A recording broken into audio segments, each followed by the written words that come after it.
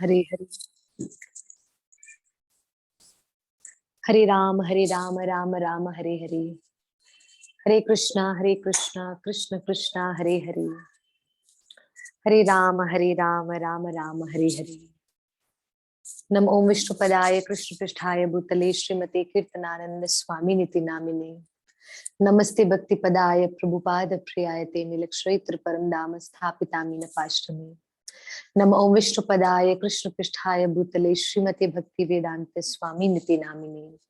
नमस्ते सरस्वती देवे गौरवाणी प्रचारणे निर्विशेष शून्यवादी पाठ सच देश तारिणे। जय श्री कृष्ण चैतन्य प्रभु नित्यानंद श्री अद्वैत गदाधर श्रीवास आदि गौर भक्त वृंद की जय। हरे कृष्णा कृष्ण कृष्ण हरे हरे, हरे राम राम राम हरे हरे। जय राधा माधवा कुंज बिहारी, जय राधा माधवा कुंज बिहारी। जय गोपी जन वल्लभा गिरिवर धारी। यशोदानंदन ब्रज जन रंजन, यशोदानंदन ब्रज जन रंजन। यमुना तीरा वनचारी, यमुना तीरा वनचारी। जय राधा माधवा कुंज बिहारी। जय श्री कृष्ण चैतन्य प्रभु नित्यानंद, श्री अद्वैता गदाधर श्रीवास आदि गौर भक्ता वृंदा। हरे कृष्णा कृष्णा कृष्णा हरे हरे, हरे रामा राम राम हरे हरे। हरे कृष्णा कृष्णा कृष्णा हरे हरे, हरे रामा राम राम हरे हरे। जय राधा गोकुलानंद राधे। जय राधा बाके बिहारी, राधा बाके बिहारी राधे। राधे राधे राधे, जय राधे। निताय गौर हरि बोल, हरि बोल, हरि बोल। निताय गौर हरि बोल। जय गुरुदेव, गुरुदेव, गुरुदेव। जय गुरुदेव। हरे कृष्णा कृष्ण कृष्ण हरे हरे, हरे राम राम राम हरे हरे। ओम नमो भगवते वासुदेवाय, ओम नमो भगवते वासुदेवाय, ओम नमो भगवते वासुदेवाय। ओम अज्ञानतिमिरान्धस्य ज्ञानाञ्जनशलाकया चक्षुरुन्मीलितं येन तस्मै श्री गुरुवे नमः। श्री चैतन्यमनोभीष्टं स्थापितं येन भूतले स्वयं रूपं कदामयं ददाति सोपदान्तिकं। वन्देऽहं श्रीगुरु श्रीयुतापदकमलं, श्रीगुरु वैष्णवांश श्रीरूपं साग्रजातं सहगण रघुनाथाय वितं तं सजीवं साधुवैतं सवधूतं परिजन सहितं श्रीकृष्ण चैतन्य देवं श्री राधा कृष्ण पदान् सहगणा ललिता श्री विशाखा वितांश। हे कृष्ण करुणा सिंधु दीनबंधु जगतपते गोपेश गोपिका कांत राधा कांत नमोस्तुते। तप्ता कंचन गौरांगी श्री राधे वृंदावनेश्वरी वृषभानुसुत देवी प्रणमामि हरिप्रिया। वाञ्छाकल्पतरुभ्यश्च कृपा सिन्धुभैव च पतितनां पावनेभ्यो श्री वैष्णवे भयो नमो नमः। जय श्री कृष्ण चैतन्य प्रभु नित्यानंद श्री अद्वैत गदाधर श्रीवास आदि गौर भक्त वृंद की जय। हरे कृष्णा कृष्णा कृष्णा हरे हरे, हरे राम राम राम हरे हरे।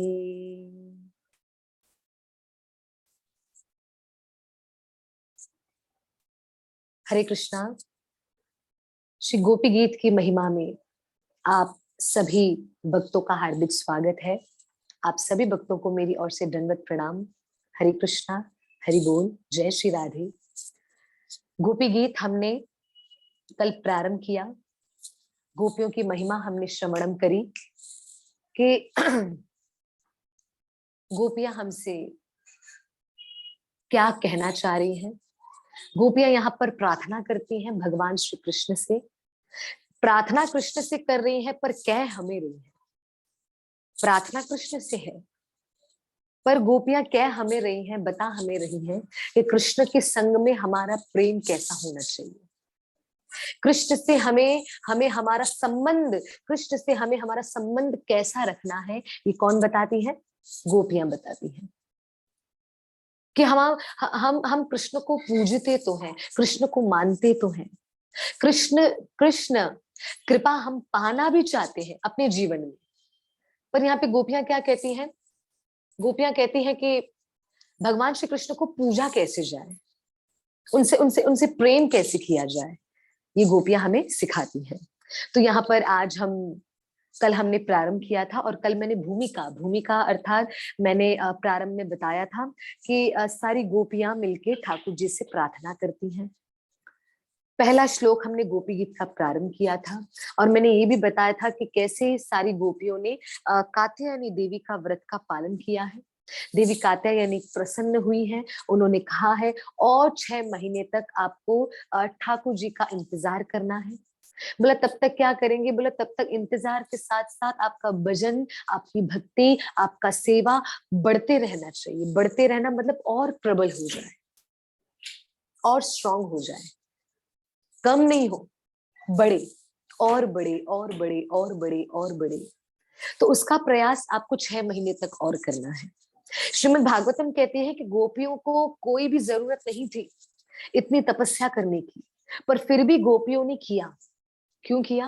क्योंकि गोपियां यहाँ पे हमें शिक्षा देती हैं, हमें सीख देती हैं, हमें सिखाती हैं कि अगर कृष्ण को पाना है, अगर गोविंद को पाना है, अगर हरि को पाना है, तो उसके लिए तपस्या करना बहुत जरूरी है। चाहे वो तपस्या कीर्तन की हो, चाहे वो तपस्या कथा की हो, चाहे वो तपस्या सेवा की हो, पर तपस्या करना बहुत ज्यादा जरूरी है, बहुत ज्यादा।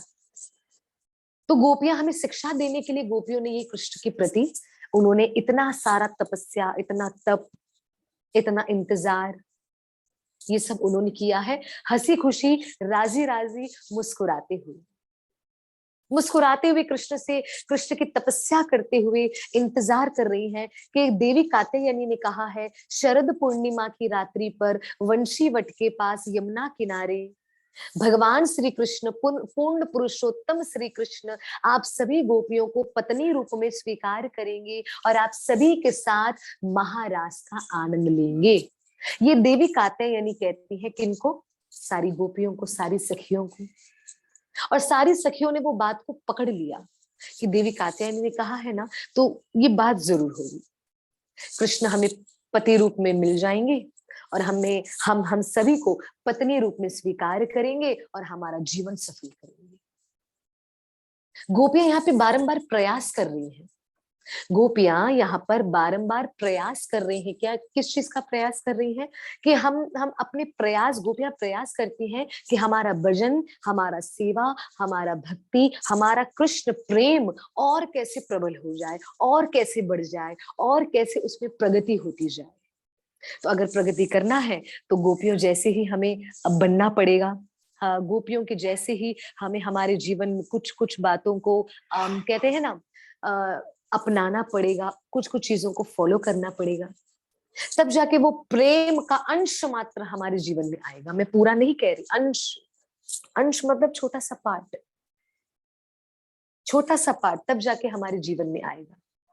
जब हम ये गोपी गीत को, जब हम सुनेंगे पूरे प्रेम से, पूरे भाव से, और हम जब गोपी गीत को सुने तो पूरा उसमें मग्न हो जाए, उसमें लीन हो जाए, उसमें डूब जाए। हाँ जी। तो यहाँ पर मैंने कल प्रारंभ किया था गोपी गीत का प्रथम श्लोक, और उसका मैंने मीनिंग भी बताया था। आज फिर से मैं पढ़ते हुए आगे हम बढ़ने का प्रयास करते हैं। मैं उम्मीद करती हूँ हम सब उसको याद भी कर रहे हैं, अच्छे से याद भी बिल्कुल कर रहे हैं। मैंने अभी अभी थोड़ी देर पहले श्री राधा गोकुलानंद ग्रुप में मैंने भेजा है गोपी गीत, तो कृपा करके आप अवश्य सुनिएगा। श्रीमद् भागवतम में भी लिखा गया है, जो कोई गोपी गीत को पढ़ता है, जो कोई गोपी गीत को सुनता है, वो कृष्ण प्रेम, कृष्ण भक्ति की उसको प्राप्ति हो जाती है।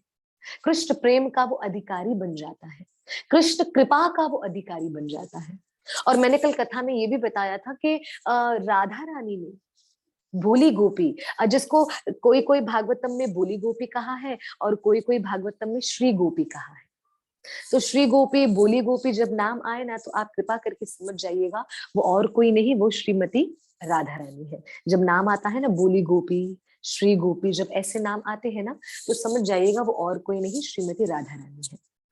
गोपियों की बात चल रही होती है तो गोपियां आता है, और जब राधा रानी की बात चल रही होती है, या तो श्री गोपी या तो भोली गोपी, ऐसे करते हुए भागवतम में संबोधित करते हैं। क्योंकि सुखदेव गोस्वामी, रीजन भी मैंने बताया, सुखदेव गोस्वामी समाधि में चले जाते हैं राधा नाम लेकर। तो सुखदेव गोस्वामी समाधि में चले जाएंगे तो भागवतम कब पूर्ण करके राजा परीक्षित को सुनाएंगे, है ना। तो इसलिए भोली गोपी या श्री गोपी और कोई नहीं, श्रीमती राधा रानी है। तो यहाँ पर श्रीमती राधा रानी ने ही सारी गोपियों को ये उपाय दिया, एक ये उपाय बताया। कौन सा उपाय, कौन सा तरीका? सभी गोपियों से कहा कि आपको अगर कृष्ण कृपा की प्राप्ति करनी है, गोविंद कृपा की प्राप्ति करनी है, गोविंद प्रेम की इच्छा अगर आपके मन में है, आपको पुनः कृष्ण का दर्शन प्राप्त करना है, तो कृपा करके प्रेम भरा गीत गाओ। कौन सा भरा? प्रेम भरा। तो कहा प्रेम भरा गीत, कहा हाँ, प्रेम से पूर्ण, पूर्ण मतलब भरा हुआ, प्रेम से पूर्ण गीत गाइए। और उसी गीत का नाम होगा गोपी गीत, श्री गोपी गीत। सम्मान देते हुए कहना चाहिए श्री गोपी गीत। कभी भी हमें नहीं कहना चाहिए गोपी गीत, कहना चाहिए श्री गोपी गीत, क्योंकि श्री मतलब राधा रानी, गोपी मतलब सारी गोपियां, गीत मतलब उनका गाया हुआ।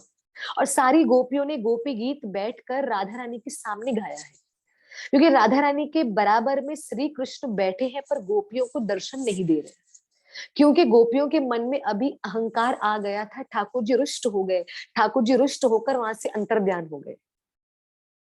अंतर्ध्यान मतलब गायब हो जाना, ठाकुर जी वहां से गायब हो गए। ठाकुर जी बैठे हुए हैं राधा रानी के सामने बराबर में, पर गोपियों को किसी को दर्शन नहीं हो रहा, गोपियां देख नहीं पा रही। तो सारी गोपियां बैठकर राधा रानी की आज्ञा का पालन करते हुए राधा रानी के ही समक्ष बैठकर, स्वामिनी जी के समक्ष बैठकर, मेरी प्यारी सर्वेश्वरी राधा रानी के समक्ष, समक्ष मतलब उनके सामने बैठकर गोपी गीत का उच्चारण किया है, गोपी गीत को गाया है। और गोपी गीत का सबसे प्रथम श्लोक, और पता है जब गोपी गीत गाते हैं तो उसके प्रारंभ में ऐसे बोला जाता है, गोपय उचहु, गोपय उचहु मतलब गोपिया उचहु मतलब गोपय उचहु मतलब गोपियों ने, गोपी उवाच, उवाच मतलब बोलना, गोपियों ने बोला, गोपय उचहु, सरलता से बोलो तो गोपियों ने कहा। गोपियों ने क्या कहा? सबसे प्रथम और सबसे पहला श्लोक, जयति तेदिकम जन्मना व्रजः श्रयत इंदिरा शाश्वदत्रहि दयित दृश्यताम दिक्षुतावकाश त्वयि धृता, त्वयि धृता सव स्वाम विचिन्वते। तो ये सबसे प्रथम श्लोक, इसका मीनिंग भी मैंने आपको बताया। क्या बोलती है सारी गोपियां? कि सारी गोपियां विरह में आकर गाने लगी। विरह मतलब रोना। सारी गोपियां रो रही हैं और इस गीत को गा रही हैं, और गाते हुए कहती हैं, हे प्यारे। अब शब्द देखिए कैसे उच्चारण करी, हे प्यारे, हे प्यारे, तुम्हारे जन्म के कारण वैकुंठ आदि लोकों से भी ये ब्रजमंडल भूमि अति पवित्र और अति मंगलमयी हो गई है। जितना वैकुंठ मंगलमयी नहीं है, उतना तो ये ब्रज भूमि मंगलमयी है। देखिए वैकुंठ में तो सिर्फ आप रहते हो, ब्रज भूमि में तो आप प्रकट होकर आए हो। तो सबसे ज्यादा मूल किसका हुआ? ब्रजमंडल। ब्रजमंडल अर्थात ब्रजभूमि। ब्रजभूमि मथुरा, वृंदावन, बरसाना, रावल, यावट, गोकुल, नंदगांव, गोवर्धन, ये सब स्थानों को बोला जाता है ब्रजमंडल। इन सब स्थानों को बोला जाता है ब्रजमंडल। तो यहाँ पे क्या बताया है? तुम्हारे जन्म के कारण, तुम्हारे मतलब कृष्ण आपके, तुम्हारे जन्म के कारण वैकुंठ आदि लोकों से भी ब्रज की महिमा बढ़ गई है। ब्रज की महिमा कितनी बढ़ गई है ना, क्योंकि आपने यहाँ पर जन्म लिया है।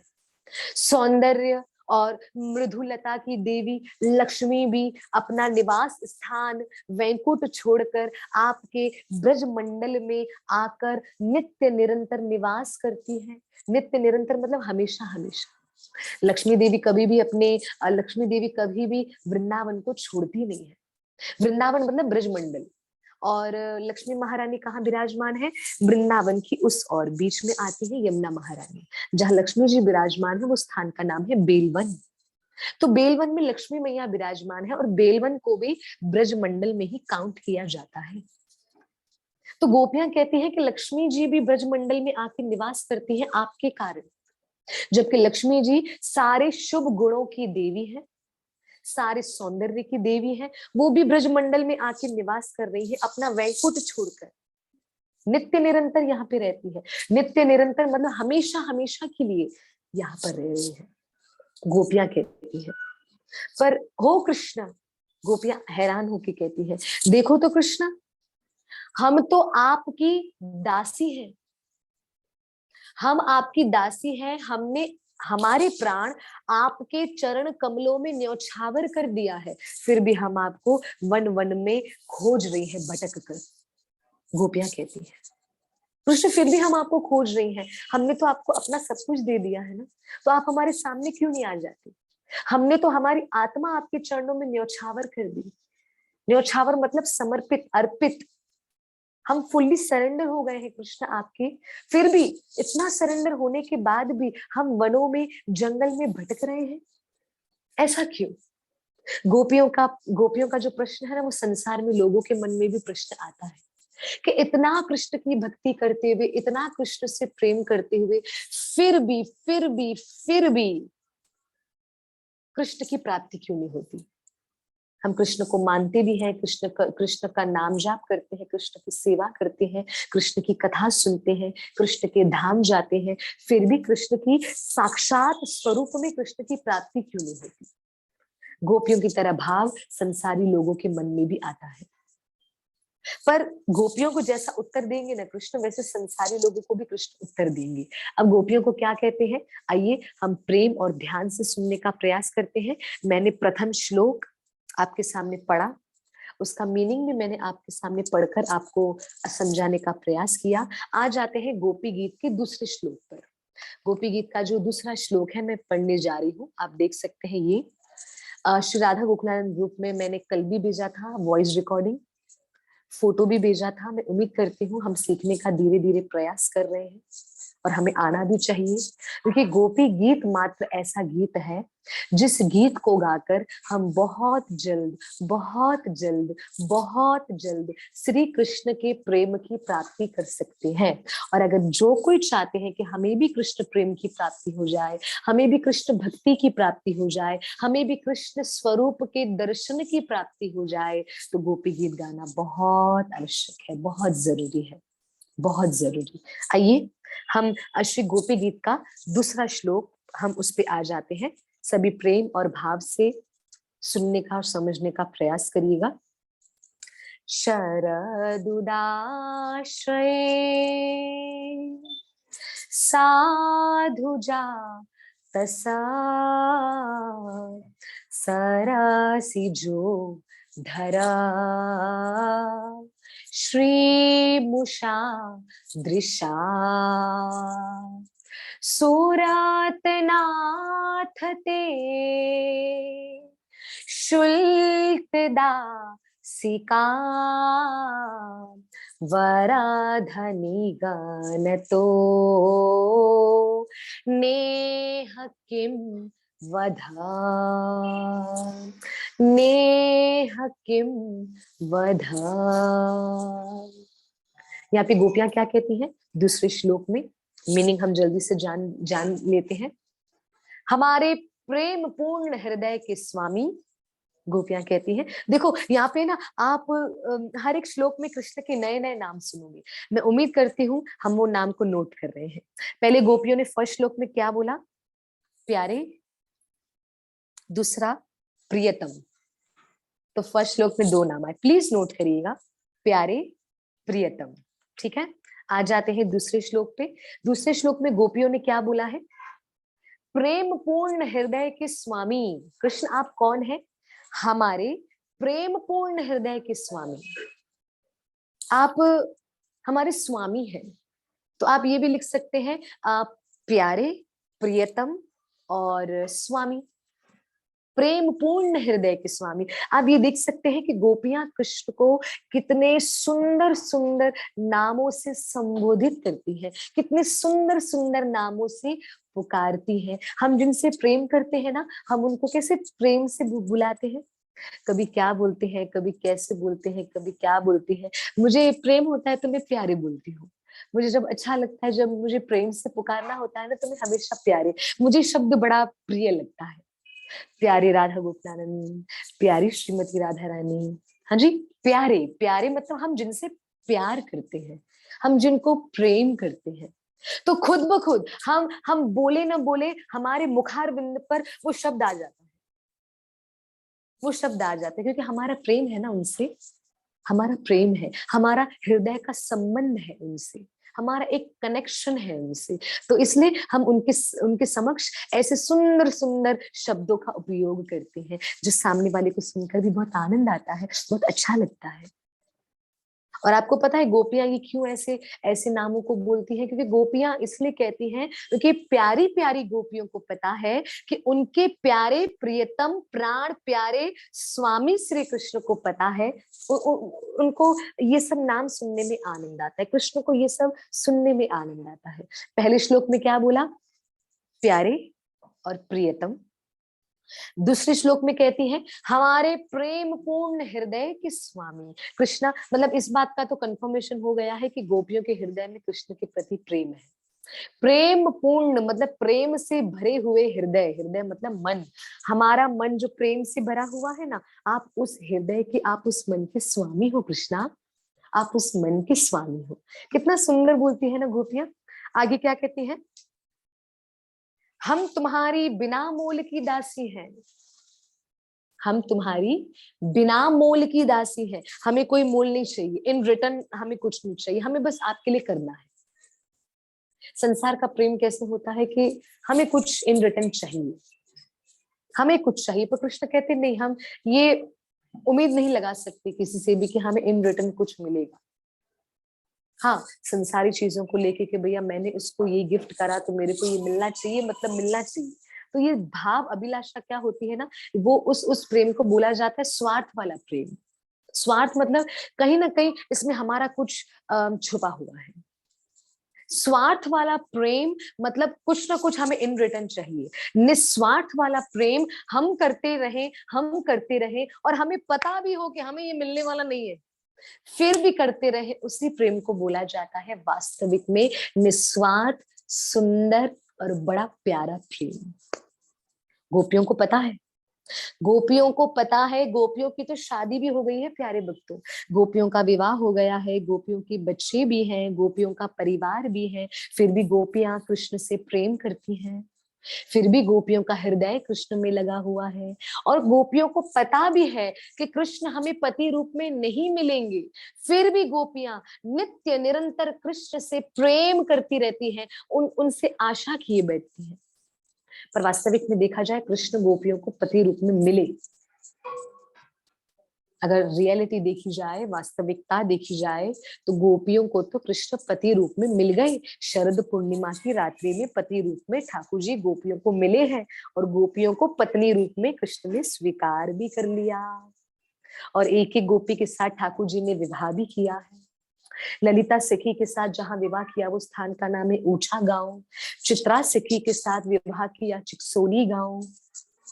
ये सब सखियों के साथ ठाकुर जी ने विवाह किया है। अगर हम शास्त्रों को गहराई से पढ़ें तो हमें उन सब का प्रूफ मिल जाता है कि एक एक गोपी, एक एक कृष्ण, एक एक सखी, एक एक कृष्ण। जितना गोपियों ने प्रेम किया उससे कई कई कई गुना अधिक कृष्ण ने गोपियों से प्रेम किया। गोपियों ने तो किया प्रेम, नो डाउट, पर कृष्ण ने भी सामने से उनसे कई गुना अधिक प्रेम किया, कई गुना अधिक। गोपियों ने पूछा भी, कृष्ण आपको कौन से लोग अच्छे लगते हैं? वो जो प्यार करने पर प्यार करे, पहला। दूसरा, जो प्यार करने पर भी प्यार न करे। तीसरा, जो प्यार करते रहे, प्यार हम करते रहे, पर सामने वाला उस चीज से चिढ़ता रहे, उस चीज से क्रोधित होता रहे, उसको उसका मोल न पता हो। कृष्ण कहते हैं ये तीनों में से मुझे कोई प्रिय नहीं है। मुझे वो भी लोग नहीं अच्छे लगते जो प्यार करने पर प्यार करें। मुझे वो भी लोग प्रिय नहीं है जो प्यार करते रहो पर सामने वाले को मोल पता ना हो। कृष्ण ये भी बोलते हैं कि प्यार करते रहो पर सामने वाले को कुछ ऐसा लगे नहीं, सामने वाला प्रेम ना करे, बस हम करते रहे। कृष्ण कहते हैं मुझे इन तीनों से प्रेम नहीं है। तो गोपियों ने बोला आपको कौन से लोग अच्छे लगते हैं? कृष्ण ने कहा, भागवतम में आया है 10वें स्कंद में, रास पंच अध्याय में, कृपा करके आप पढ़िएगा। कृष्ण ने बोला कि मुझे वो लोग अति प्रिय हैं जो प्रेम करते रहे, प्रेम करते रहे, प्रेम करते रहे। उनको पता है कि सामने से कुछ मिलेगा नहीं, पर उनके प्रेम में रंच मात्र भी कहीं पर कुछ कमी न रहे, वो लोग मुझे अति प्रिय है। रंच मात्र, रंच मतलब छोटा सा पार्टी, छोटा सा, एक छोटा सा पार्ट भी प्रेम का कम ना हो। कृष्ण कहते हैं मुझे वो लोग अति प्रिय है जो प्रेम के बदले, ऐसा नहीं है कि भैया हम ध्यान न दे, सामने वाला प्रेम करता रहे, सामने वाला उम्मीदें करता रहे, फिर भी उसको ध्यान न देना। कृष्ण बोलते ये सब लोग मुझे प्रिय नहीं है। मुझे वो लोग प्रिय हैं कि बस वो प्रेम करते रहे। और कृष्ण कहते हैं ऐसा प्रेम संसार में संभव नहीं, नॉट पॉसिबल।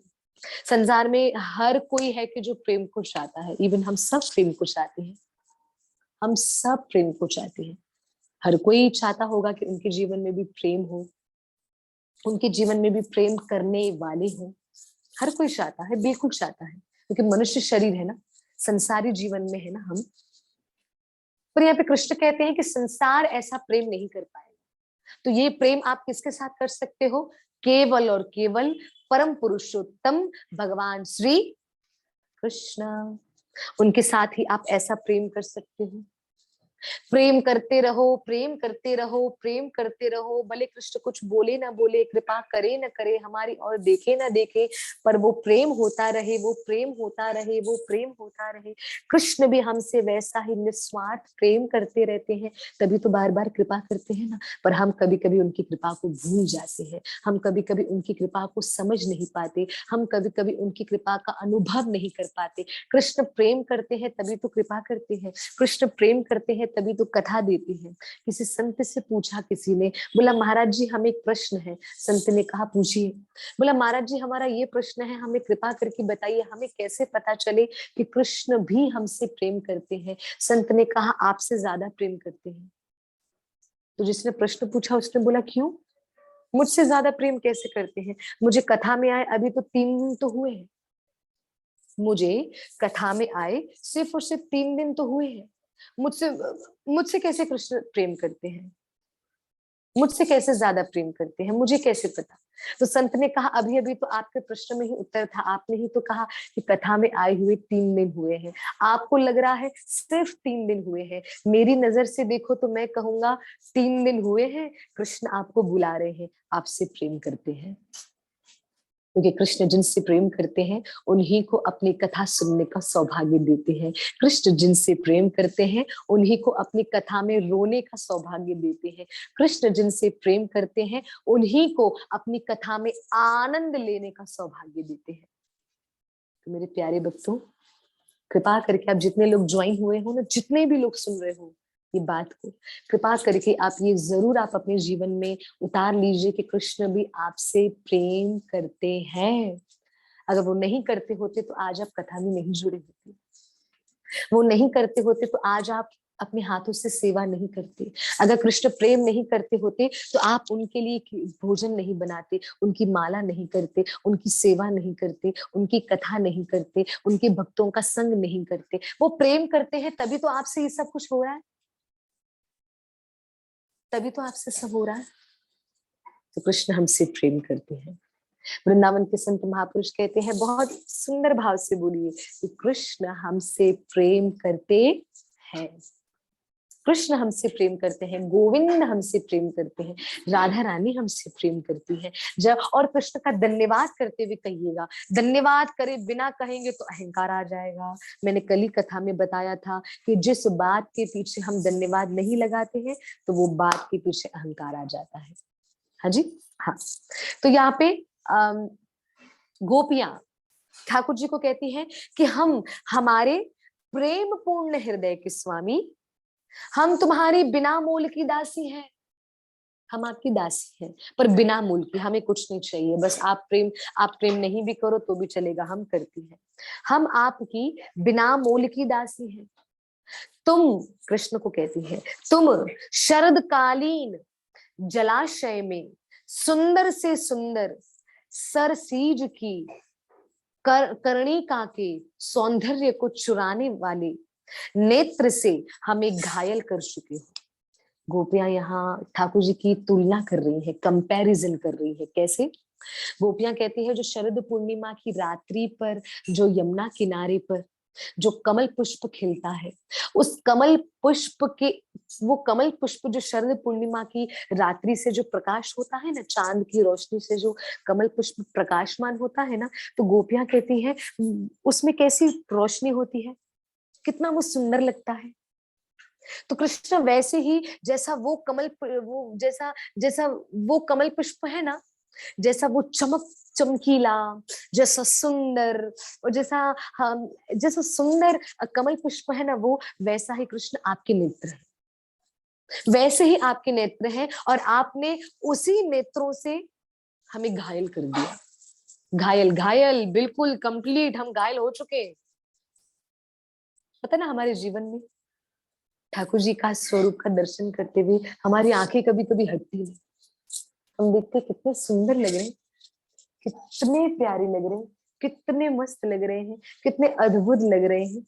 हाँ जी, हम ठाकुर जी का कितना, जब उनका स्वरूप का जब हम दर्शन करते हैं तो हम मोहित हो जाते हैं, हम डूब जाते हैं, हम मग्न हो जाते हैं।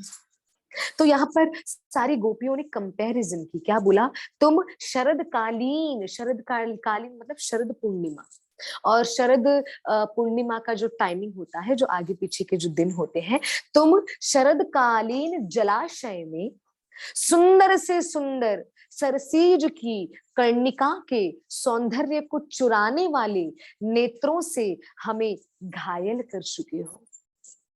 मतलब आपकी जो नजरें है ना, आपकी नजरें वो कमल पुष्प की सुंदरता को भी चुरा लेती है। वो कमल पुष्प कितना सुंदर है, और शरद पूर्णिमा की रोशनी पड़ते ही वो कमल पुष्प जो रात्रि में खिलता है वो तो और भी सुंदर हो जाता है, चमकीला, घना, प्यारा, सुंदर। वो कितना सुंदर लगता है, कितना सुंदर लगता है। तो कृष्णा, आप तो वो भी सुंदरता को चुरा लेते हो, आपकी आंखें चुरा लेती है, और आप वही आंखों से आपने हमें घायल कर दिया है। तो इन शॉर्ट गोपियां कहना चाहती है कि जो आपकी आंखें है ना, आपकी आंखें कृष्णा, आपकी आंखें सभी सुंदरताओं को खींच लेती है। आई होप आप समझ रहे होंगे। कृष्ण के जो नेत्र है ना, कृष्ण के नेत्र, पता है वो क्या काम करते हैं? कृष्ण के नेत्र, ठाकुर जी के नेत्र सारी की सारी सुंदरता को खींच लेते हैं। तो वो सारी सुंदरता जब कृष्ण के नेत्र में आ जाती है ना प्यारे भक्तों, तो वही नेत्रों से कृष्ण सारी गोपियों को घायल कर चुके हैं। गोपियां कह रही हैं, और आगे क्या कहती हैं? हमारे, कृपा करके सुनिएगा, मैं मीनिंग पढ़ रही हूँ, हमारे मनोरथ पूर्ण करने वाले प्राणेश्वर। देखो, एक एक श्लोक में दो दो नामों से संबोधित कर रही है। पहले बोला प्यारे, फिर बोला प्रियतम, तीसरा बोला स्वामी, चौथा बोला प्राणेश्वर। आप ये नामों को करिएगा, आप लंबा लंबा भले नोट मत करिए, मैं रिपीट कर रही हूँ। प्यारे, प्रियतम, स्वामी, प्राणेश्वर। प्यारे, प्रियतम, स्वामी, प्राणेश्वर। क्या कहती हैं? हमारे मनोरथ को पूर्ण करने वाले प्राणेश्वर, आप हमारे प्राणों के भी ईश्वर हैं, नाम पड़ गया प्राणेश्वर। कृष्ण, आप हमारे मनोरथ को पूरा करते हो, आप हमेशा हमारी इच्छा को पूरा करते हो। मनोरथ मतलब इच्छा, आप हमेशा हमारी इच्छा को पूरा करते हो। क्या नेत्र, आगे बोलती है, क्या नेत्रों से मारना वध नहीं? कृष्ण, आपको क्या लगता है कि अस्त्र शस्त्र से मारा जाता है क्या? आंखों से भी मारना क्या, इसको भी वध नहीं बोलते क्या? आप तो आंखों से हमें घायल कर रहे हो। आपके नेत्र, हम आपको देखें, आप हमें देखें, हम घायल। और गोपियां कहती है, क्या नेत्रों से मारना वध नहीं होता क्या? जरूरी नहीं अस्त्र शस्त्र से मारना उसको ही वध बोलते हैं, नहीं नहीं, नेत्रों से मारना उसको भी वध करना बोलते हैं। क्या नेत्रों से मारना वध नहीं है? गोपियां पूछती है कृष्ण को। केवल अस्त्रों अस्त्रों से हत्या करना ही वध है क्या? गोपियां कह रही है। गोपियां कहती हैं कि क्या अस्त्र शस्त्र मतलब वेपन्स, जो हथियार होते हैं, गोपियां कहती हैं कि हथियारों से मारना ही उसको ही वध बोलते हैं। अरे भैया, आंखों से घायल करना उसको भी वध ही बोला जाता है, वध मतलब मार डालना। कृष्ण, आपके नेत्र इतने सुंदर हैं, इतने कमल नयन हैं, इतने तिरछे हैं, इतने मधुर हैं कि आपके नेत्र हमें जब देखते हैं और हम जब आपके नेत्रों को देखते हैं तो हम घायल हो जाती हैं, ऐसा गोपियां कहती हैं। कृष्ण, हम आपके बिना मुझ की दासी हैं। हाँ, तो यहाँ पे सेकंड श्लोक में क्या कहती है? सारी गोपियां दूसरे श्लोक में ठाकुर जी को पुकार रही है। शरदुदाश्रये साधुजा तसा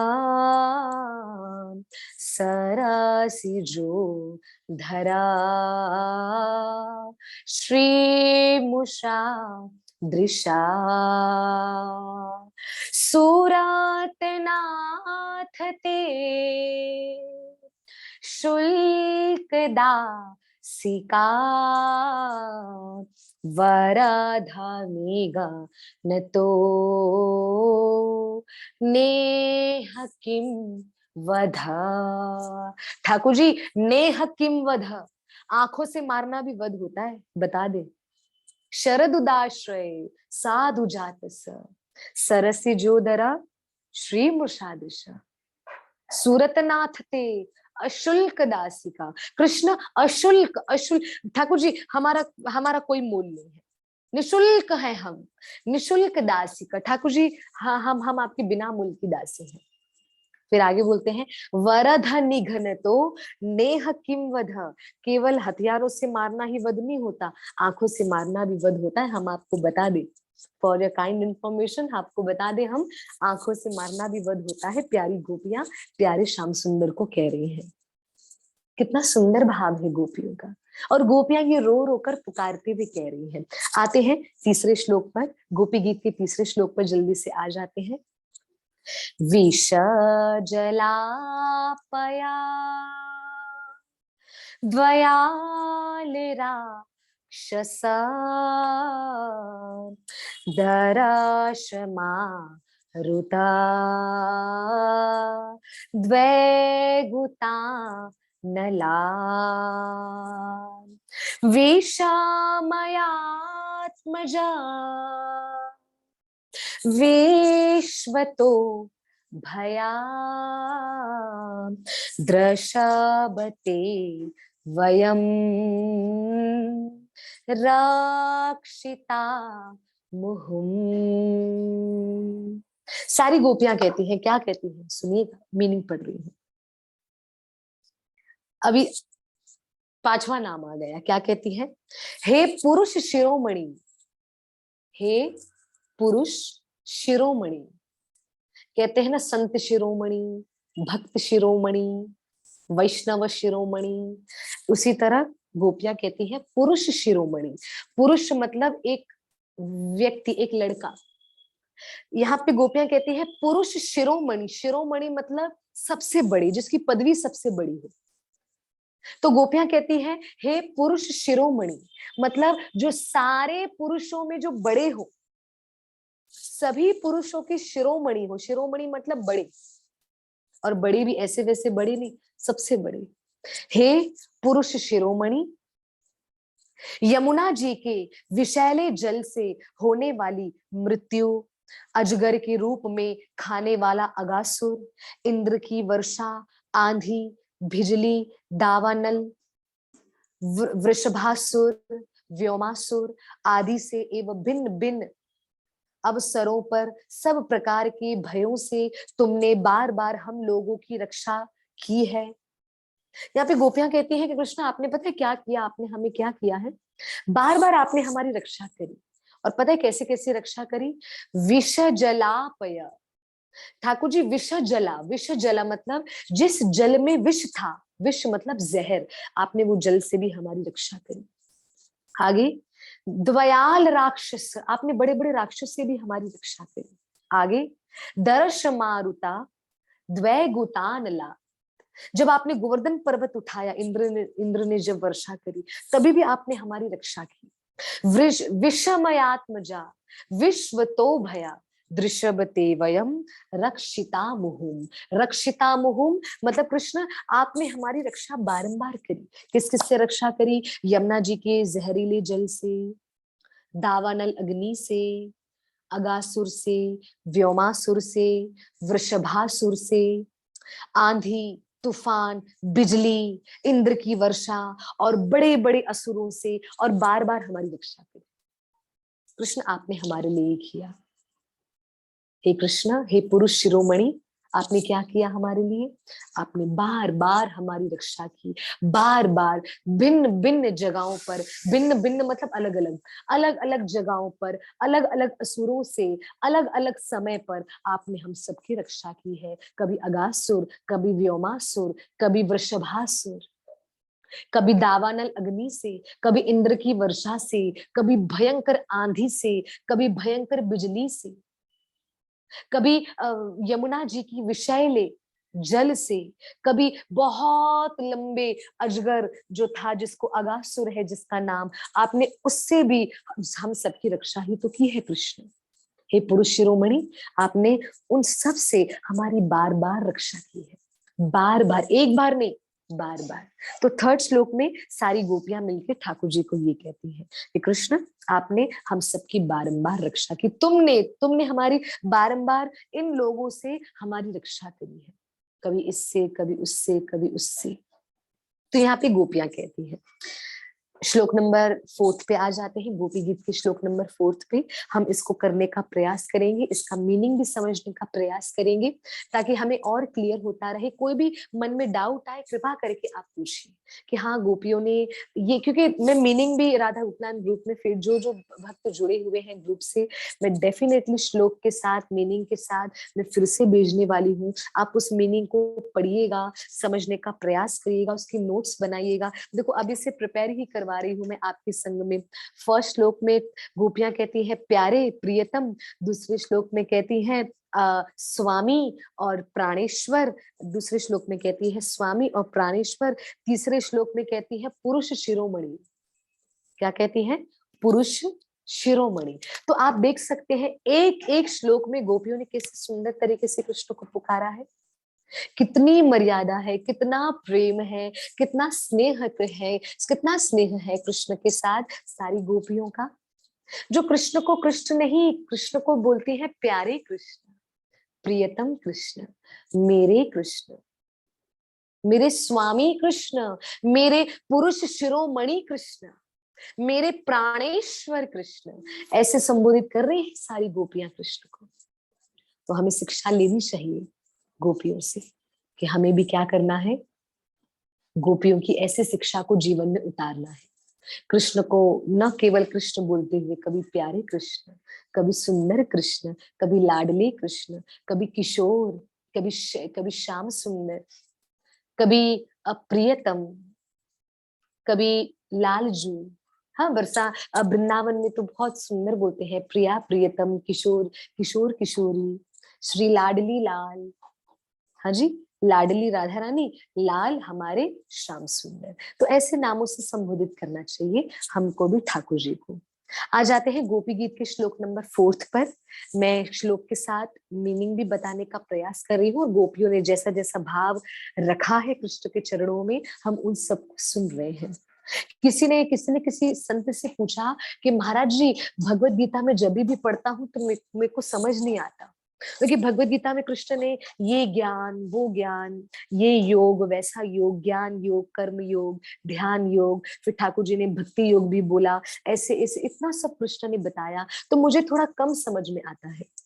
तो वो संत कहने लगे, समझ में नहीं आता पर तुम सुनते तो हो? बोला हाँ सुनता हूँ। बोला वो भी बहुत बड़ी कृपा है, सुनना भी बहुत बड़ी कृपा। क्यों? क्योंकि आप कृष्ण की वाणी अर्थात भगवत गीता, भगवान का गीत सुन रहे हैं। तो आप ही किसका गीत सुन रहे हैं? गोपी का गीत।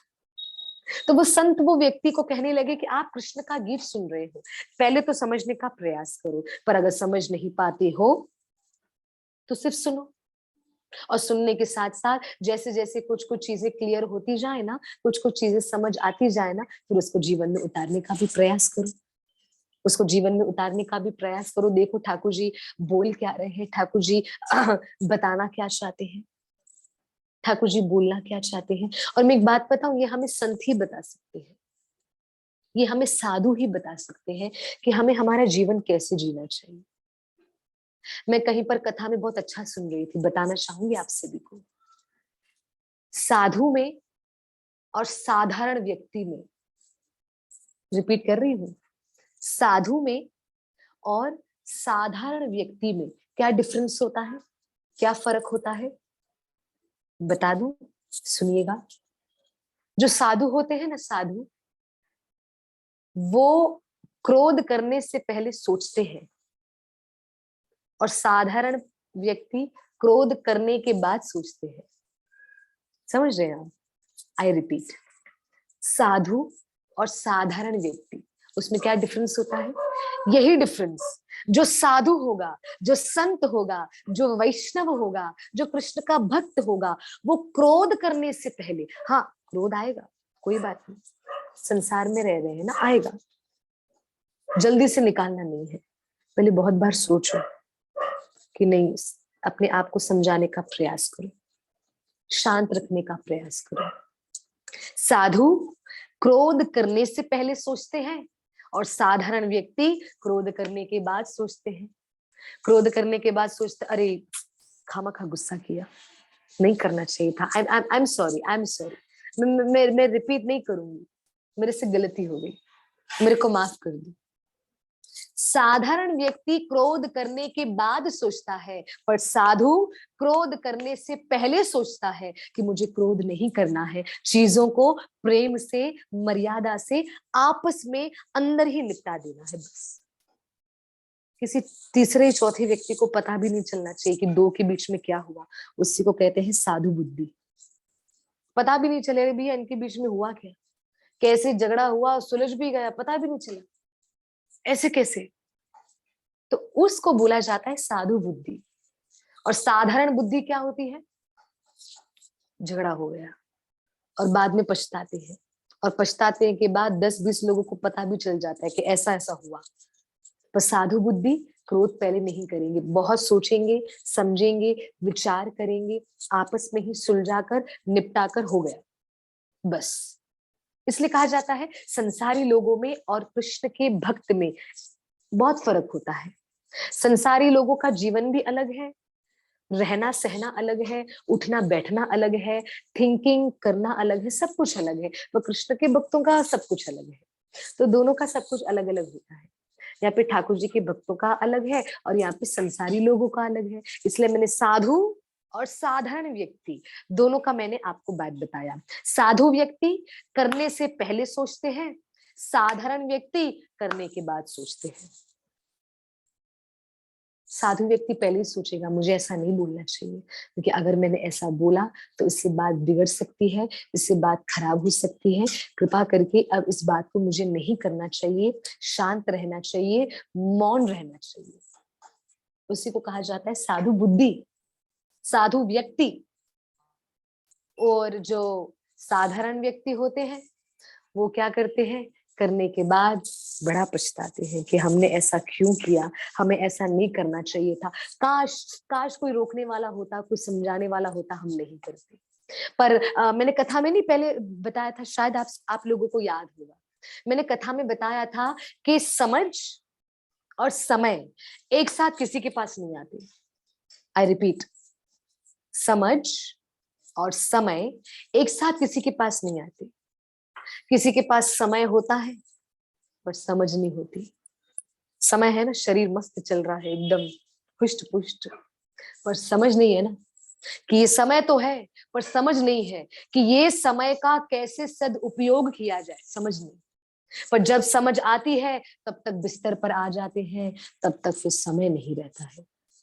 कृष्ण कृपा देखो हम सब पर, देखो ना, आप सभी अपना जीवन देखो ना, कृपा करके कितनी कृष्ण की कृपा है आप लोगों के पास, हम सब के पास, आपके पास, मेरे पास, हम सब के पास समय भी है और समझ भी है।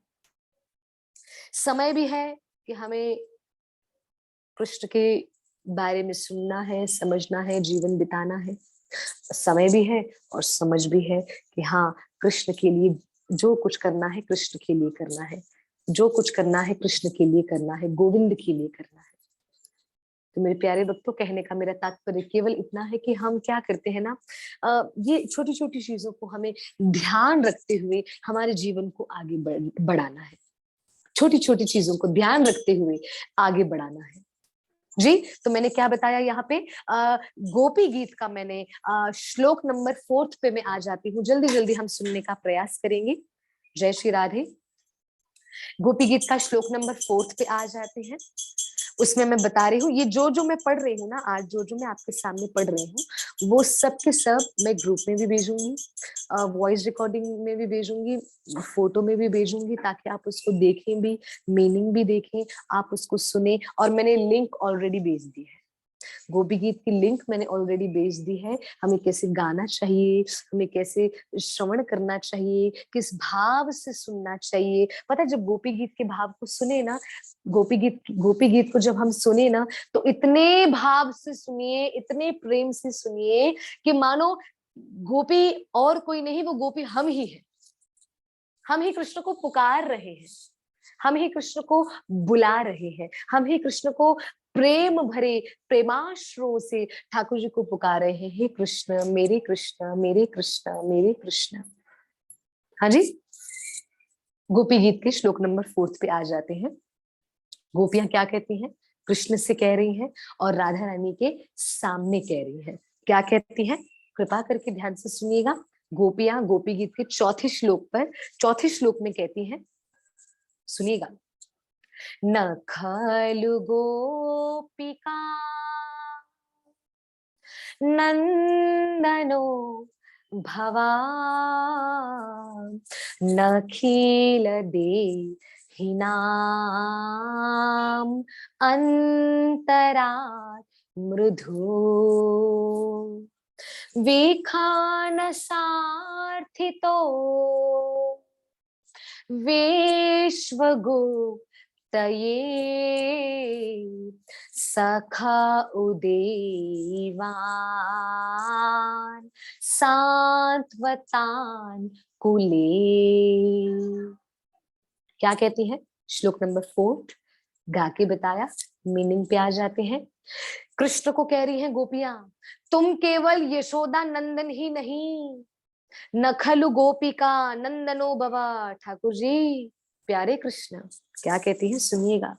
तुम केवल यशोदा नंदन ही नहीं, समस्त शरीरधारियों के हृदय में रहने वाले उनके साक्षी हो और अंतर्यामी हो। साक्षी हो और अंतर्यामी हो। तो श्लोक नंबर 4 का ठाकुर जी को कौन से नाम से बुला रहे हैं, अंतर्यामी। तो आप नोट करिएगा, श्लोक नंबर 4 में एक और नाम आ गया जिसको बोल रहे हैं अंतर्यामी। अंतर्यामी मतलब जो अंतर की बात को जानते हो, अंतर की बात को समझते हो, अंतर की बात को पहचानते हो, उसको ही बोला जाता है अंतर्यामी। और जो हमारे अंतर मन में विराजमान हो, वही तो है अंतर्यामी। वही तो है अंतर्यामी। हाँ जी, तो यहाँ पे क्या बेटी गोपियां क्या कहती हैं, कृष्णा तुम केवल यशोदा नंदन ही नहीं, ये मत समझना कि मैं केवल यशोदा नंदन हूं, नहीं नहीं नहीं, तुम केवल यशोदा नंदन ही नहीं, तुम तो समस्त शरीरधारियों की जो आत्मा है, जितने भी शरीरधारी, शरीरधारी मतलब जीव, पर्सन, हम सब, जि तुम समस्त शरीरधारियों के हृदय में रहने वाले, शरीरधारी, शरीर को धारण करने वाले, शरीर को अपनाने वाले, मतलब हम सब, तुम समस्त शरीरधारियों में रहने वाले उनके साक्षी हो और अंतर्यामी हो। ठाकुर जी, आप ही उनके शरीर में विराजमान होने वाले हो, आप ही उनके शरीर में विराजमान हो, और आप ही अंतर्यामी हो, आप सब कुछ जानते हो, और आप ही हमारे अंतर हृदय में विराजमान हो, अंतर मन में विराजमान हो। आगे, ब्रह्मा जी की प्रार्थना से विश्व की रक्षा करने के लिए तुम यदुवंश में अवतरित हुए हो। गोपियां कहती है, ब्रह्मा जी की प्रार्थना से, ब्रह्मा जी ने प्रार्थना किया है कृष्ण कृपा करके प्रकट हो जाइए, क्योंकि जब कंस का जब जब ये श्रीमद् भागवतम में भी आया है, 10वें स्कंद में आया है, 10वें स्कंद के पहले अध्याय में, कृपा करके जिनके पास श्रीमद् भागवतम है ना, तो आप ये बात को आप जरूर पढ़िएगा और पढ़कर उसको समझने का कृपा करके भी आप प्रयास करिएगा। श्रीमद् भागवतम में लिखा गया है, श्रीमद् भागवतम में बताया गया है, 10वें स्कंद के फर्स्ट चैप्टर में बताया गया है, 10th कैंटो चैप्टर नंबर 1, और उसी में बताया गया है कि कंस जो कृष्ण के मामा थे, देवकी के चचेरे भाई, देवकी मैया के, मैया देवकी के चचेरे भाई कौन, कंस। तो कंस ने क्या किया, कंस का इतना अत्याचार बढ़ गया था मथुरा पर कि कंस ने अपने पिता महाराज उग्रसेन को भी जेल में बंदी बना दिया और कहा मैं ही राज्य करूंगा। सारे संतों, साधु, महापुरुषों के का अपमान करना, उनकी इच्छाओं को पूर्ण न करना, वो यज्ञ वगैरह करते, तो कभी भी कंस के पास जो कोई राक्षस आता तो उन राक्षसों को अच्छा नहीं लगता कि यज्ञ हो रहा है, क्योंकि जहां राक्षस आते हैं वहां पवित्रता देखते हैं, तो राक्षस गंदगी मचाते थे, राक्षस मांस खाते थे, तो वो मांस की जो हड्डियां होती है वो संतों महापुरुषों के हवन कुंड में गिरा देते थे। कौन, सभी राक्षस। और वो राक्षस कंस के पास मथुरा में आया करते थे कंस से मिलने के लिए, सभी राक्षस आया करते थे। तो यहाँ पे श्रीमद् भागवतम में बताया है कि कंस का अत्याचार इतना बढ़ गया, सारे सारे संत महापुरुष कंस के पास गए और कहने लगे कि हम यज्ञ भी नहीं कर पाते, हम भजन भी नहीं कर पाते, तो ये मथुरा अभी असुरों की नगरी बन गई है, मथुरा अभी दुष्टों की नगरी बन गई है, मथुरा अभी दैत्यों की नगरी बन गई है, मथुरा अभी राक्षसों की नगरी बन गई है। तो हम कभी भी यज्ञ हवन करते हैं तो कोई ना कोई राक्षस आके बाधा डालता है, हम कभी भी पूजा पाठ करते हैं तो कोई ना कोई राक्षस आकर हमारे किसी न किसी संत साधु भाई का वध करके जाता है, उसका गला काट के जाता है, हाथ काट के जाता है। महाराज कंस, आप कृपा करके हमारी रक्षा करिए। कंस ने कहा इसमें मैं कुछ नहीं कर सकता। कंस से ज्यादा आर्ग्यू करते थे तो कंस उसी समय उनका वध कर डालता था, भागवतम में आया है। उसी समय राजा कंस साधु संतों का अपमान करके उनका वध कर डालते थे, गला काट देना, हाथ काट देना, जीभ काट देना, तड़पता हुआ अधमरा जिसको कहते हैं वैसा उनको छोड़ देते थे। कंस महापापी, दुराचारी, दैत्य, असुर, राक्षस। संतों महापुरुषों का मन भयभीत होने लगा। उन्होंने कहा प्रभु, त्रेता युग में राम बन के आपने रक्षा की, सतयुग में श्री नारायण बन के, श्री विष्णु बन के रक्षा की, तो द्वापर युग में भी आके रक्षा करिए ना हमारी, द्वापर युग में भी कृपा करिए ना, ताकि साधु संत महापुरुष यज्ञ कर सके, सेवा कर सके, पूजा कर सके, अर्चना कर सके, अपने जीवन को धन्य कर सके, अपने जीवन को सफल कर सके। ऐसा कुछ कृपा करिए प्रभु। द्वापर युग में अब अवतार ले लीजिए प्रभु। और कंस के अत्याचारों से जो पृथ्वी मैया थी, जो धरती मैया थी, धरती मैया कांप उठी कि कि इतना भी कोई पाप करने वाला मेरे पर आ सकता है? रावण तो था, चलो रावण का उद्धार करने राम जी आ गए, अब कंस से कौन उद्धार कराएगा?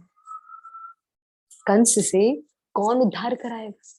और भागवतम में तो ये भी लिखा गया है कि त्रेता युग में धरती मैया पीड़ा पा रही थी, पर इतना भी नहीं, क्योंकि रावण पीड़ा दे रहा था, पर रावण ब्राह्मण भी था, भले राक्षस था, भले असुर कुल में जन्मा था रावण, पर ब्राह्मण था, महादेव का परम भक्त था। तो पृथ्वी मैया पीड़ा तो पा रही थी, पर इतनी ज्यादा नहीं। पर कंस के टाइम पे पृथ्वी मैया त्राहिमाम प्रभु त्राहिमाम, रक्षा माम प्रभु रक्षा माम, कृष्ण केशव कृष्ण केशव कृष्ण केशव त्राहिमाम, राम राघव राम राघव रक्षा माम।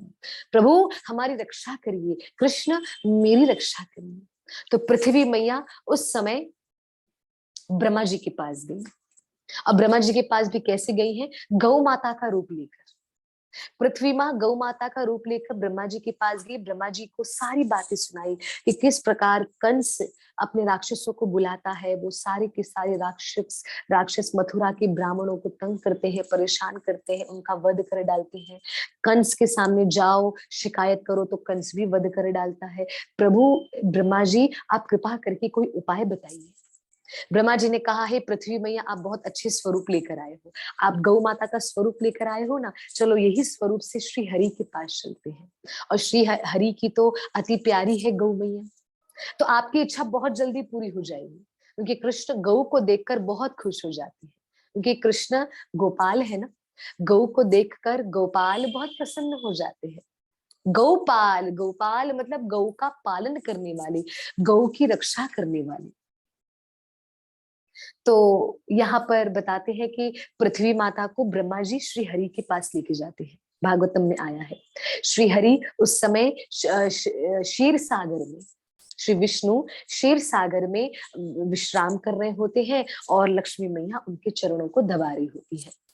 ब्रह्मा जी जब पृथ्वी मैया को लेकर जाते हैं, तो श्री हरि श्री नारायण श्री विष्णु देख के बहुत प्रसन्न हो जाते हैं, और देखकर कहते हैं कि आप गौ का रूप धारण करके आए हो, अब आपकी इच्छा आपका मनोरथ मैं बहुत जल्दी पूरा करूंगा। बताइए आप किस अभिलाषा से मेरे पास आए हैं? पृथ्वी मैया कहती है कि कंस के एक अत्याचार से मुझे बचा लीजिए प्रभु, मुझे बचा लीजिए। ठाकुर जी ने बोला, पृथ्वी माता आप चिंता मत करो, हे पृथ्वी देवी, मैं बहुत जल्द पृथ्वी पर जन्म लेकर आ रहा हूँ, प्रकट होने आ रहा हूँ, और जब मेरा प्राकट्य होगा उसके बाद कंस का अत्याचार, कंस का प्रभाव, कंस जैसा दुराचार व्यक्ति, उसका भी मैं स्वयं वध कर डालूंगा। तो आपको चिंता करने की कोई आवश्यकता नहीं है। तो पृथ्वी माता को ठाकुर जी ने ये सांत्वना दी, सांत्वना मतलब सहारा, पृथ्वी माता को सहारा दिया, कहा कि हाँ मैं बहुत जल्दी प्रकट होकर ब्रजमंडल में आऊंगा। ठाकुर जी ने पृथ्वी माता को तो वचन दिया, क्योंकि पृथ्वी माता गौ रूप में गई थी ना, तो प्रार्थना जल्दी एक्सेप्ट हो गई, जल्दी एक्सेप्ट हो गई। जहाँ पे प्रार्थना को एक्सेप्ट करने में ठाकुर जी समय लगाते, पर वहां पे ठाकुर जी ने जल्दी से प्रार्थना को एक्सेप्ट कर लिया। क्यों? क्योंकि पृथ्वी माता गौ रूप में गई थी, गौ माता के रूप में गई थी। तो यहाँ पर सारी की सारी गोपियां, उनको भी कृष्ण ने कोई ना कोई सेवा दे दी अपने अपने प्रकट होने से पहले। सारी सखियों को, सारे लोगों को, सारे देवी देवताओं को सेवा दे दी कि मैं प्रकट होने जा रहा हूँ, द्वापर युग में मैं प्रकट होने जा रहा हूँ, आप ये बनना, आप वो बनना, आप ऐसा करना, आप वैसा करना। कहा जाता है लक्ष्मी मैया को अभी तक कोई सेवा नहीं मिली, तो लक्ष्मी मैया क्या बन गई? लक्ष्मी मैया सबसे देरी से आई। तो ठाकुर जी ने बोला सेवा तो सब खत्म हो गई, अब मैं आपको क्या सेवा दूं? लक्ष्मी माता ने कहा, जहां जहां आप प्रकट होने जा रहे हैं वहां का भले मुझे तिनका बना दो, मुझे घास बना दो। तो ठाकुर जी ने कहा तथास्तु। तो कहा जाता है ब्रज मंडल का जितना भी घास है वो लक्ष्मी स्वरूपा है, लक्ष्मी स्वरूपा है ब्रज मंडल का घास, क्योंकि ठाकुर जी ने घास के अंदर लक्ष्मी मैया का वास दे दिया। वृंदावन का बंदर इस देवता को बनाया, वृंदावन का वृक्ष उस देवता को बनाया, इस दिए देवी को ये बनाया, वो देवता को वो बनाया, सब ब्रजमंडल में फैल गए अपनी अपनी सेवा लेकर। पर लक्ष्मी माता का पास सेवा नहीं, तो ठाकुर जी ने उनको उन्हीं की आज्ञा से वृंदावन का ध्रुव, वृंदावन को ध्रुव मोहे की जो, मतलब आप मुझे वृंदावन का ध्रुवा कर दो, ध्रुवा मतलब घास, आप मुझे वृंदावन का ध्रुवा कर दीजिए, मैं वो भी मुझे स्वीकार है। ठाकुर जी लक्ष्मी माता कृष्ण से प्रार्थना कर रही है। तो ठाकुर जी ने प्रार्थना एक्सेप्ट करी। लक्ष्मी माता को ठाकुर जी ने क्या किया, स्वीकार कर दिया, और ठाकुर जी ने कहा लक्ष्मी माता को कि हाँ, आप वृंदावन का घास बन सकते हैं। ध्रुवा, ध्रुवा मतलब घास, आप बन सकते हैं। तो आज भी पूरे ब्रजमंडल का, चाहे बरसाना हो, वृंदावन हो, नंदगांव हो, रावल गांव हो, निधिवन, मधुवन, महावन, काम्यवन, बहुलावन, बांडीरावन, खादीरावन, पूरा का पूरा ब्रजमंडल हो जाए, गोकुल, नंदगांव, गोवर्धन, मथुरा, जो कोई आप देखते हो, उस पूरे ब्रजमंडल की घास को, उस पूरे ब्रजमंडल की ध्रुवा को लक्ष्मी स्वरूपा माना जाता है, लक्ष्मी स्वरूपा माना जाता है। तो यहाँ पे गोपियां कहती है कि ब्रह्मा जी की प्रार्थना पर पृथ्वी माता ब्रह्मा जी के पास गई। और क्षमा कीजिए, मैं एक और बात बताना भूल गई, मेरे चित्त से निकल गया, मुझे क्षमा करिएगा। पृथ्वी माता ब्रह्मा जी के पास गई, ब्रह्मा जी पृथ्वी माता को लेकर महादेव के पास गए, और महादेव, ब्रह्मा जी, पृथ्वी माता और महादेव स्वयं, ये तीनों मिलकर श्री नारायण श्री हरि के पास गए, क्षीर सागर में, जहाँ पे श्री हरि विश्राम कर रहे थे और लक्ष्मी मैया उनके चरण दबा रही थी। तो यहाँ पर ब्रह्मा जी ने प्रार्थना करी कि प्रभु अब आपका समय आ गया है, आप प्रकट हो जाइए। देखिए ना पृथ्वी कितना कष्ट पा रही है, देखिए ना देवी पृथ्वी कितना पीड़ा पा रही है, कंस के अत्याचारों से, कंस के प्रभाव से, कंस के दुख से कितना कष्ट पा रही है। आप कृपा करके प्रकट हो जाइए ना प्रभु। तो यहाँ पे गोपियां कहती है, क्या कहती है, तुम केवल यशोदा नंदन ही नहीं, समस्त शरीरदारियों के हृदय में रहने वाले उनके साक्षी हो, अंतर्यामी हो। हे सखे, सखे, सखे मतलब सखा। ओके, श्लोक नंबर 4 में भी दो नाम है, पहला अंतर्यामी, दूसरा सखा। सखे ना बोलकर हम सखा बोल सकते हैं। सखा मतलब दोस्त, हमारा मित्र, हमारा प्रिय, प्रिय दोस्त हमारा। हाँ जी, तो यहाँ पर अंतर्यामी, तुम अंतर्यामी हो। हे सखे, सखे मतलब सखा, दोस्त, मित्र।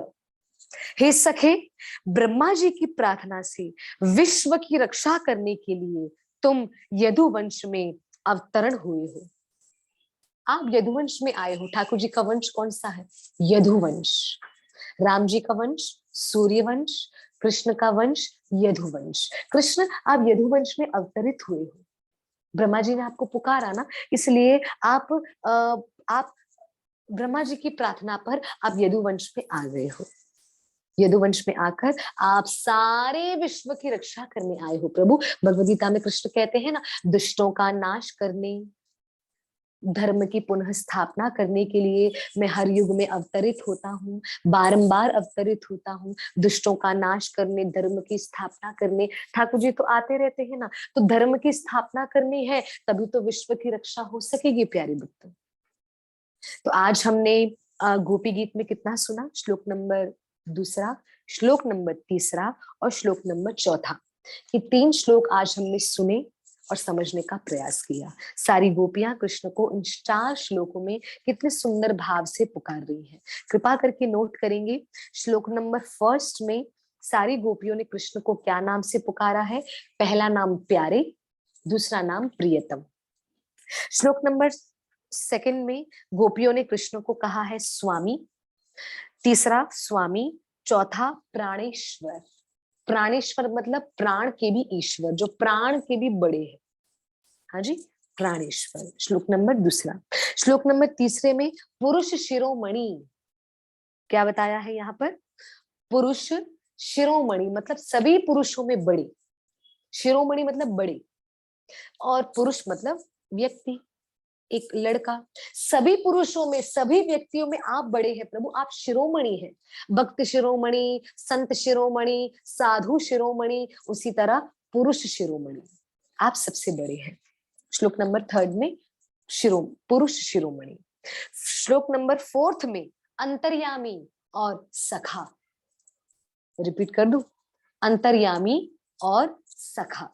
अंतर्यामी मतलब सब कुछ जानने वाला, सब कुछ समझने वाला, सब कुछ पहचानने वाला, और हमारे अंतर में विराजमान, जो सदा सर्वदा हमारे अंतर में, अंतर मन में विराजमान, वही तो अंतर्यामी श्री कृष्ण, वही तो अंतर्यामी श्री कृष्ण। तो श्लोक नंबर 4 में अंतर्यामी और हे सखा, तो आप लिख सकते हैं अंतर्यामी और सखा। तो कितने नाम हो गए प्यारे, प्रियतम, स्वामी, प्राणेश्वर, पुरुष शिरोमणि, अंतर्यामी, सखा। 7 नेम्स। वाह, 7 नाम हो गए ठाकुर जी के।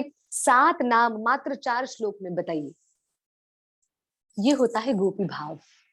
कृष्ण को प्रेम से पुकारना, कृष्ण को बहुत आनंद से पुकारना, कृष्ण को मर्यादा से पुकारना, क्योंकि कृष्ण त्रिलोकी स्वामी है, कृष्ण हमारे राजा है, हम कृष्ण से जुड़े हैं, हम गोविंद से जुड़े हैं। इस बात का तो भैया हमें जरूर आनंद होना चाहिए, जरूर आनंद होना चाहिए कि हम कृष्ण से जुड़े हैं।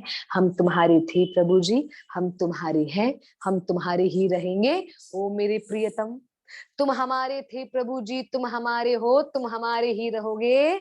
ओ मेरे प्रियतम, कृष्ण आप थे, हो और सदा सर्वदा रहोगे।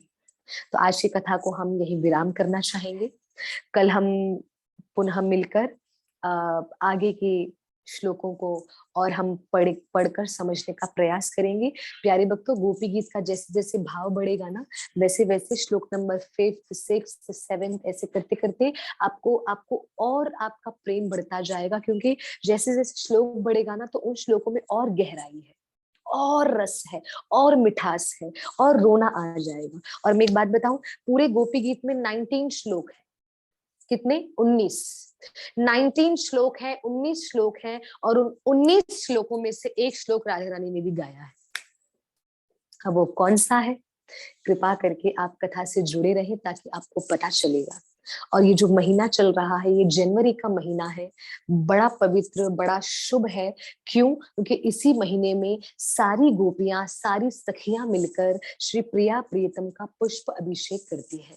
आज वही दिन है, और आज श्रीधाम मायापुर, आज श्रीधाम मायापुर जो कोलकाता में है, श्रीधाम मायापुर जो बंगाल कोलकाता साइड, आपने सभी ने नाम सुना होगा, श्रीधाम मायापुर। श्रीधाम मायापुर और कोई नहीं, श्रीधाम मायापुर राधा रानी का हृदय स्वरूप है। राधा रानी रहती कहाँ है? वृंदावन। पर राधा रानी का हृदय क्या है? मायापुर। क्योंकि राधा रानी ने मायापुर को अपने हाथों से बनाया। मायापुर का एक एक पत्ता, एक एक कण, एक एक जमीन का अण अणु राधा रानी ने, एक एक जमीन का पार्ट राधा रानी ने अपने हाथों से बनाया है। तो मायापुर, मायापुर मतलब मायापुर विजयी पा लेना। तो मायापुर में आज श्री श्री राधा माधव, जो बड़े सुंदर और बड़े प्यारे ठाकुर वहां पर विराजमान है, आज उनका पुष्पाभिषेक भी हुआ, जो बहुत सुंदर तरीके से और बहुत आनंद तरीके से हुआ।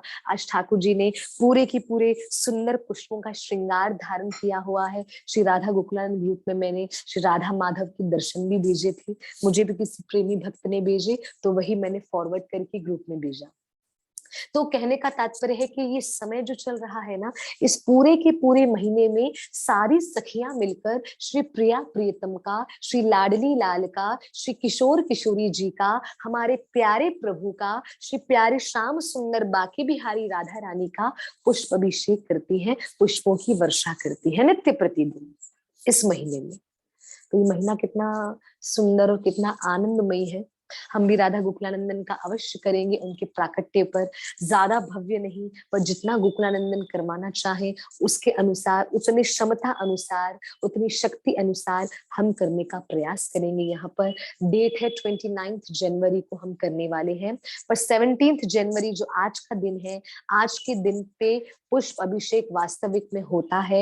ये पूरे महीने में भी हम कर सकते हैं, कभी भी, उसका कोई बंधन नहीं है। जिस तरह वृंदावन में होली चलती रहती है महीने महीने तक, जैसे होली के 1 महीना पहले ही होली शुरू हो जाती है, कहीं कहीं कहीं तो 2-2 महीने पहले शुरू हो जाती है। हाँ जी, तो उसी तरह ये पूरा का पूरा जनवरी से लेकर आखिरी तारीख तक का जो महीना है, पूरा का पूरा महीना श्री प्रिया प्रियतम पुष्पों की होली खेलते हैं, पुष्पों की वर्षा से स्नान करते हैं। और वो पुष्पों की वर्षा कौन करती है? सारी की सारी ठाकुर जी की सखियां, उनकी गोपियां, उनकी प्राण प्यारी जी। तो मैं आज की कथा को मैं यहीं पर विराम देना चाहूंगी, और विराम करने से पहले अजी जानवी जी, दी मुझे गोकुलानंद ग्रुप में ऐड कीजिए। हाँ जी जानवी जी, मैं आपको जरूर गोकुलानंद ग्रुप में ऐड कर लेती हूँ। अभी के अभी कथा खत्म होने के बाद आपका नंबर मेरे पास है, मैं ऐड कर लेती हूँ। श्री राधा गोकुलानंद की जय। बर्थडे आ रहा है, वेरी वेरी एक्साइटेड। हाँ जी, सब भक्त बहुत ज्यादा खुश है। मुझे बहुत अच्छा लगता है कि हम तो खुश है ही हैं, पर हमारे हमारे साथ साथ आप सब भी बड़े प्रेम और आनंद से उस दिन का इंतजार कर रहे हैं, जिस दिन प्यारे राधा गोकुलानंदन का प्राकट्य है। बहुत हार्ड है गोपी गीत सीख पाना। अच्छा, बहुत हार्ड है सुहानी। राधा गोकुलानंद के लिए अगर आप करेंगे ना, तो कुछ आपके लिए हार्ड नहीं है। आपको राधा कृपा कटाक्ष आता है, आपको गीत गोविंद आता है, मैं तो बहुत खुश हूँ। आप छोटी सी बच्ची हैं, आपको गीत गोविंद आता है, राधा स्तोत्रम आता है, राधा कृपा कटाक्ष आपको आता है। छोटी सी बच्ची को इतना सब कुछ आना, वो भी एक बहुत बड़ी बात हो जाती है। फिर भी मुझे पूरा विश्वास है, हम सब मिलके राधा गोकुलानंदन के लिए मैं जरूर जरूर हम गोपी गीत सीखेंगे। जी, श्री राधे। हाँ जी, मोहन जी, जी मैं जरूर, मुझे भी ऐड कर दीजिए। मैं जरूर जरूर आपको राधा गोकुलानंद ग्रुप में ऐड कर लेती हूँ। जैसे कथा खत्म होगी, मैं जरूर ग्रुप में ऐड कर लेती हूँ, ताकि जो भी राधा गोकुलानंदन के डेली के दर्शन है, या वृंदावन धाम के दर्शन हो, या कोई भी चीज जैसे कथाएं हो, उसकी लिंक भेजना, ये वगैरह वगैरह आप सब भक्तों तक पहुंच सके। तो आज की कथा को मैं यहाँ विराम करना चाहूंगी। और आज हमने गोपी गीत के विषय में जितना कुछ सुना है, जितना कुछ आज हमने पढ़ा है और समझने का प्रयास किया है, जरूर जरूर हम उसका चिंतन करते रहेंगे, और उसका मैं वॉइस रिकॉर्डिंग भी भेज दूंगी। नाइशा माता जी, आप कह रहे हैं कि दी अष्ट सखियां भी गोपी में आती है। बिल्कुल गोपियों में आती है, मैं आपको बता दूं। देखिए, पहले तो मैं आपको ये बता दूं कि 5 तरह की गोपियां हैं। कितने तरह की? 5 तरह की। वो मैं आज नहीं, कल बताऊंगी। कृपा करके कल जुड़िएगा, कल का सेम टाइम रहेगा। कल मैं बताने वाली हूँ कितने तरह की गोपियां हैं। पर जो गोपियां है ना, गोपियां अष्ट सखियां, तो मैं आपको बता दूं, ये जो गोपी गीत जिन्होंने गाया है ना, उसमें अष्ट सखियां नहीं है, उसमें नहीं है। गोपियां अलग, पर अष्ट सखियां सबसे उत्तम है, सबसे उत्तम। उसके बाद कौन कौन है, और उनके नाम भी है। नित्य सखी, अष्ट सखी, हाँ, भोली सखी, ये सब नाम है। तो मैं आपको रेखा जी, रेखा जी मैं पढ़ लेती हूँ एक बार। रेखा हिंदुजा जी, प्लीज मुझे भी ऐड कर दीजिए ना। मैं जरूर ऐड करूँ, आपका नंबर प्लीज आप मुझे शेयर कर सकते हैं तो आप बिल्कुल करिए। रेखा जी, कृपा करके नंबर आपका शेयर करिए। दीपा जी, हरे कृष्णा। सुहानी, थैंक यू, सुंदर कथा। हरिप्रिया माता जी, दिव्य फीलिंग आती है। हाँ जी, बहुत बहुत धन्यवाद, बहुत बहुत धन्यवाद दीपा माता जी, कि कथा सुनते हुए हम सबको आनंद आता है, और आनंद आना भी चाहिए, क्योंकि ये ठाकुर जी की कथा है, ये हमारे प्रिया प्रियतम की कथा है। तो इसको सुनते हुए हम मग्न हो जाएं, डूब जाएं, हमारा यही एक भाव बने रहना चाहिए। तो प्लीज आप अपना, जिनको ऐड होना है, प्लीज आप अपना नंबर जल्दी से मुझे आप मैसेज कर दीजिए, ताकि हम आपको ऐड कर पाए राधा गोकुलानंद ग्रुप में। ठीक है, तो आज की कथा को हम यहीं पर विराम करते हैं, और मैं उम्मीद करती हूँ हम सब गोपी गीत को सीख रहे हैं, भले स्लोली स्लोली, कोई बात नहीं, कोई जल्दी नहीं है। स्लोली स्लोली सीखना है, वो भाव भी तो इतना हैवी है ना, उस भाव को पकड़ने में टाइम तो लगेगा ना। पर मुझे पूरा विश्वास है कि राधा रानी की कृपा से, प्यारे कृष्ण की कृपा से, और प्यारी गोपियों की कृपा से हम सब मिलकर गोपी गीत को बहुत बहुत बहुत जल्द सीख जाएंगे। सभी मेरे साथ प्रेम से बोलिएगा, हरे कृष्णा कृष्णा कृष्णा हरे हरे, हरे रामा राम राम हरे हरे। श्री श्री राधा गोकुलानंद की जय, श्रीमती राधा रानी की जय, श्री वृंदावन बरसाना मायापुर धाम की जय, श्री गोपी गीत की जय, श्री अष्ट सखी गोपियों की जय, गुरु महाराज श्रील भक्तिपाद की जय, परम गुरु श्रील प्रभुपाद की जय, श्रील गुरुदेव की जय, समस्त वैष्णव भक्त वृंद की जय, आज के आनंद की जय, निताय गौ प्रेमानंदे, हरि हरि बोल। आप सभी वैष्णव भक्तों का बहुत बहुत धन्यवाद। आइए मैं राधा गोकुलानंद के दर्शन करवा देती हूँ आप सभी भक्तों को जल्दी से। हरि बोल।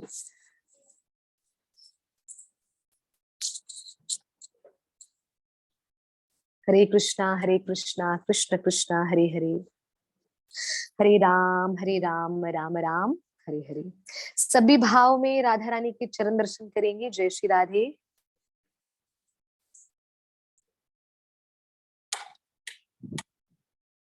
जय श्री राधे।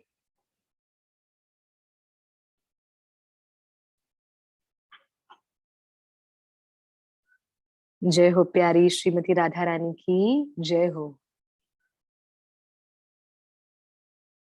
जय श्री राधे, जय श्री राधे।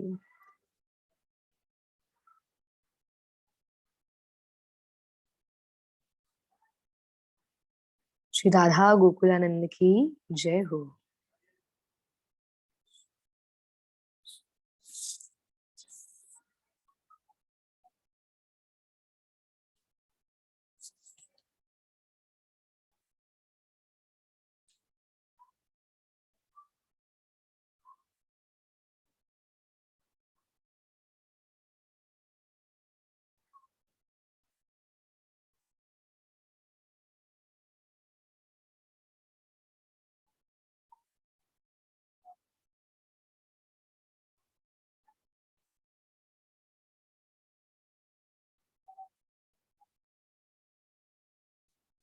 आप सभी को दर्शन हो रहे होंगे राधा गोकुलानंद के।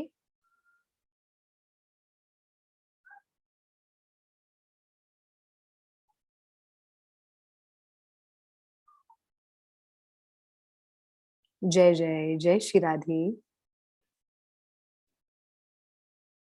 जी, तो कथा को आज हम यहीं पर विराम करते हैं। आपका मैसेजेस भावना सुमया माता जी बहुत बहुत धन्यवाद। बहुत आनंद आया, सच्ची मेरे पास कोई शब्द नहीं।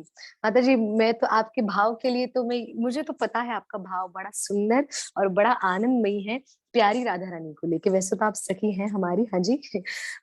रॉकी जी कह रहे हैं कि नजर ही नहीं हटती माता जी, बहुत ही सुंदर, प्यारे गोपालन है ही इतने सुंदर। मोहन जी ब्यूटीफुल, बहुत बहुत धन्यवाद। राधे राधे आप सभी को प्रणाम, सभी को राधे राधे। दर्शन भी करवा दिए हैं जी। अम, पंकज जी हरे कृष्ण माता जी दंडवत प्रणाम, प्लीज ब्लेस मी। मैं आपको बहुत सारा, आपके लिए प्रार्थना है, बहुत सारा प्रार्थना है, क्योंकि कहते हैं ना कि मेरा कोई सामर्थ्य नहीं, मेरी कोई क्षमता नहीं कि मैं आप आपको ब्लेसिंग्स दे सकूं। मैं प्रेयर जरूर कर सकती हूँ। पंकज जी आप पूछ रहे हैं कि आपके लड्डू गोपाल एंड गोपाली भी बहुत सुंदर है। वो सच में भी बहुत सुंदर है। आप एक बार और अच्छे से देख सकते हैं कि कितने ज्यादा सुंदर है। जय जय जी। जल्दी से मैं पढ़ लूं। दीपा जी थोड़ा डर लग रहा है, गोपी गीत गा पाऊंगी बहुत, और मुझे विश्वास है कि आप गा पाएंगे क्योंकि मैं आपको जानती हूँ। आप इतने सुंदर सुंदर भजन गाते हैं, इतना सुंदर सुंदर ठाकुर जी को गीत गा के सुनाते हैं। तो प्लीज आप मेरे विश्वास पर खड़े उतरिएगा प्लीज। कि आप बस बहुत सुंदर तरीके से आप कर लीजिएगा कि सीख लीजिएगा। मुझे पूरा विश्वास है कि आप सीख पाएंगे दीपा जी, मुझे पूरा विश्वास। और पता है हम सब भी सीख सकते हैं अगर हम वो चीज को प्रार्थना करके सीखे तो, क्योंकि विदाउट प्रार्थना करके हम किसी चीज को हम नहीं सीख पाते, किसी चीज को भी नहीं।